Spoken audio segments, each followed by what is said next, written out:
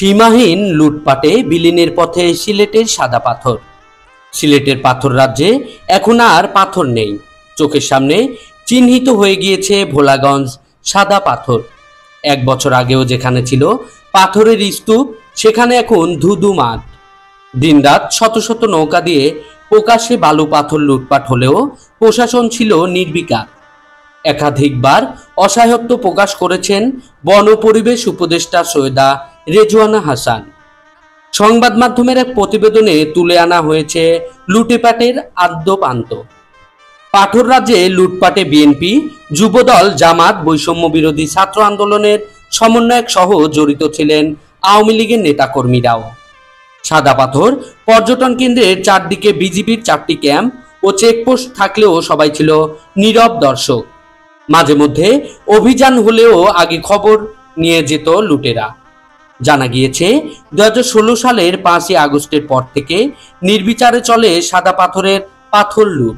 গত 1 সপ্তাহে শেষ হওয়া সাদা পাথরের মরণ কামড় দেয় লুটেরা। লুটপাটে যেন সবাই ঐক্যবদ্ধ, তবে লুটের নেতৃত্বে ছিল স্থানীয় বিএনপি ও যুবদলের নেতারা। বৈষম্য বিরোধী ছাত্র আন্দোলনের সমন্বয়করা ছিলেন লুটের নেপথ্য কারিগর। সরেজমিনে গিয়ে দেখা গিয়েছে সাদা পাথর পর্যটন কেন্দ্রের ধলাই নদীর উৎসব মুখ থেকে শত শত নৌকা দিয়ে লুট হয় পাথর। মূল স্পটের বাম পাশের বড় বড় পাথর নেই, কোথাও কোথাও বালুচর জেগে উঠেছে। যত্রতত্র খোঁড়াখুড়ি করে বড় বড় গর্ত সৃষ্টি করা হয়েছে। বড় পাথরের পাশাপাশি ছোট ছোট পাথরও লুট হয়ে গিয়েছে। প্রকাশ্যে দিবালোকে পাথর নিয়ে যাচ্ছে। এত লুটপাট, তারপরও বিজিবি, পুলিশ, প্রশাসন যেন সবাই নীরব দর্শক। এছাড়াও পাথর বোঝাই শত শত নৌকার মাঝে পর্যটকবিহীন নৌকাও ঝুঁকি নিয়ে চলাচল করছে, ফলে পাথর রাজ্যের সৌন্দর্য হারিয়েছে, যার ফলে পর্যটন স্পটের প্রতি মুখ ফিরিয়ে নিয়েছেন পর্যটকরা। স্থানীয় বাসিন্দারা বাধা বা প্রতিবাদ করেও কোনো ফল পাননি, বরং যত সময় যাচ্ছে ততই যেন বেপরোয়া হয়ে উঠছে লুটপাটকারীরা। এলাকাবাসী জানান, এ অবস্থায় দেশের পর্যটকদের কাছে পরিচিত সাদা পাথর পর্যটন স্পটটি বিলীন হয়ে যাচ্ছে। নতুন করে পরিচর্যা না করলে সরকার হারাবে বড় অঙ্কের রাজস্ব। স্থানীয়রা জানান, প্রশাসনের উদাসীনতা ও ঢিলেঢালা নজরদারির কারণে পাথর খেকোরা নির্বিঘ্নে তাদের ধ্বংসযজ্ঞ জ্বালিয়ে যাচ্ছে। মাঝে মধ্যে অভিযান দিলেও তার প্রভাব থাকে সামান্য সময়, এরপর আবার লুটপাট চলে। পরিবেশ কর্মীদের অভিযোগ, গত 1 বছরে 1,50,00,000 ঘনফুট পাথর লুট হয়েছে, যার আনুমানিক বাজার মূল্য 200 কোটি টাকার অধিক।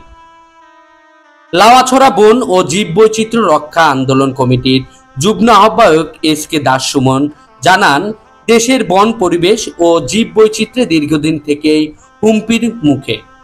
দখলার লুটপাটে সৌন্দর্য হারিয়েছে অনেক আগেই। বিশ্বব্যাপী পর্যটন শিল্পকেন্দ্রিক প্রাকৃতিক স্থানগুলো যেখানে সরকারি দিক নির্দেশনায় পরিচালিত হয়, সেখানে আমাদের দেশে নজরদারির অভাব আর অবহেলায় প্রায় নিঃস্ব হতে চলেছে প্রাকৃতিক সৌন্দর্য। তিনি বলেন, সিলেটের সাদা পাথর যেখানে সিলেটের সুনাম দেশ বিদেশে বৃদ্ধি করেছিল, সেখানে এক ভয়াবহ লুটপাট আর দখলে আজ সৌন্দর্য হারিয়েছে। প্রশাসনের সঠিক তদারকি আর সরকারের অবহেলায় ধ্বংস হয়েছে এই সুন্দর প্রকৃতি। আমরা সাদা পাথর ধ্বংসে যারা জড়িত তাদের আইনের যথাযোগ্য প্রয়োগে বিচারের দাবি জানাই সরকারের কাছে। সিলেটের পরিবেশ আন্দোলনের সংগঠকরা জানান, প্রশাসনের নির্লিপ্ত ভূমিকাতেই সাদা পাথর শেষ হয়েছে। বিগত 1 বছর ধরে গণমাধ্যমে অসংখ্য প্রতিবেদন ও পরিবেশ কর্মীদের সতর্কতা উপেক্ষা করে পাথর খেকোদের লুটেপাটের স্বর্গরাজ্যে পরিণত হয় সীমান্তবর্তী ধলাই নদের উৎসব মুখ।